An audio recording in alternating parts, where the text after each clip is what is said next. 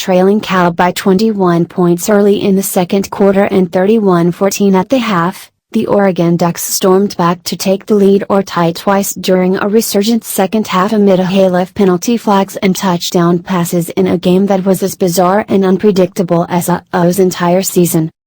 Ultimately, the result is sickeningly familiar for the Ducks. Cal linebacker Jordan Kunaszyk stepped in front of a Justin Herbert pass intended for Jalen Brown, with Brown looking as though he could score had the pass reached him, to seal Cal's 52-49 win in the second overtime and a fifth consecutive loss for the Ducks, who remain winless in Pac-12 play. "It's kind of been a rough season for those guys," Cal's Sonny Dykes said. 4 hours and 203 plays after the game began, it ended on its first turnover. "I feel awful that we couldn't get it done for them, for how they've stuck together," coach Mark Helfrich said of his team, whose collective effort has been questioned for weeks.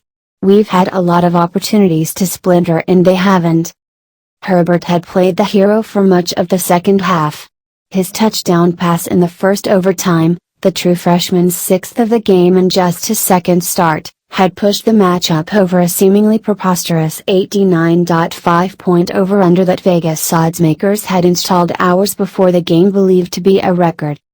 At first, it appeared Cal, 4-3-2-2 Pac-12, would reach that total by itself. Coach Sonny Dykes' Bear Raid defense scored on 6 consecutive possessions despite playing without receiver Chad Hansen, who ranked in the top 10 nationally in multiple statistical categories before injuring an ankle 2 weeks ago. Quarterback Davis Webb did as he pleased regardless, connecting with 10 different receivers, while running back Galfani Muhammad found holes at will, finishing with 148 yards while Trey Watson had 154 on the ground. Webb finished with 42 of 61 passing for 325 yards and 5 touchdowns, while adding another rushing touchdown.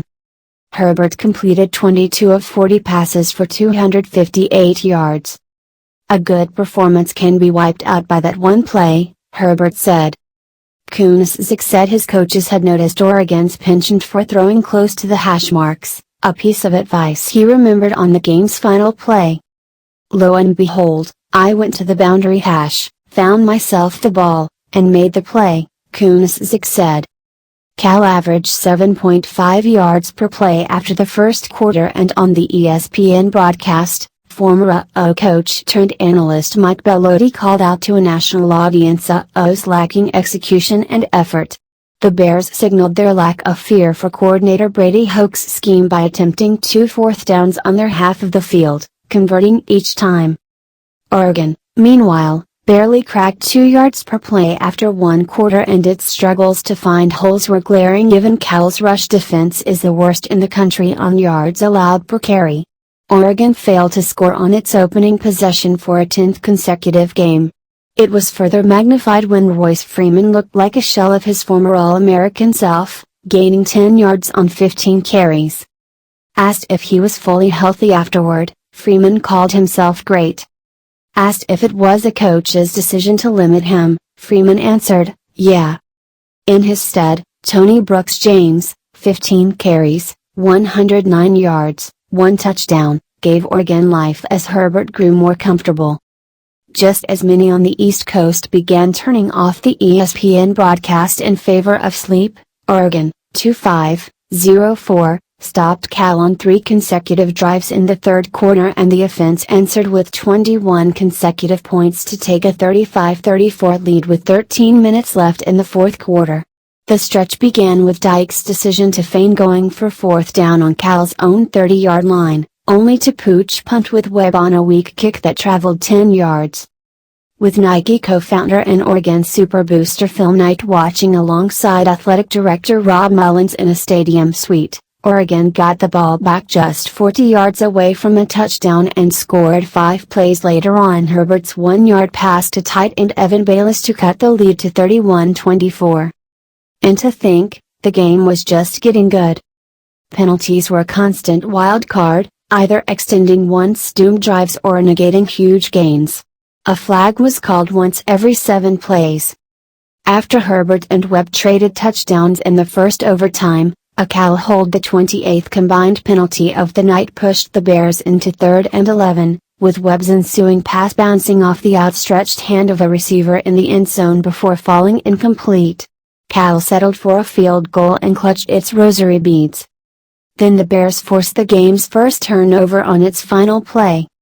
A game with 1,086 yards of combined offense came down to one last stop, with Herbert dropping to a knee, distraught, near the Oregon sideline as Bears players stormed the field. Hobbling off it, meanwhile, were a host of Ducks. Receiver Charles Nelson wore an ice bag on his left knee and had a significant limp because of it.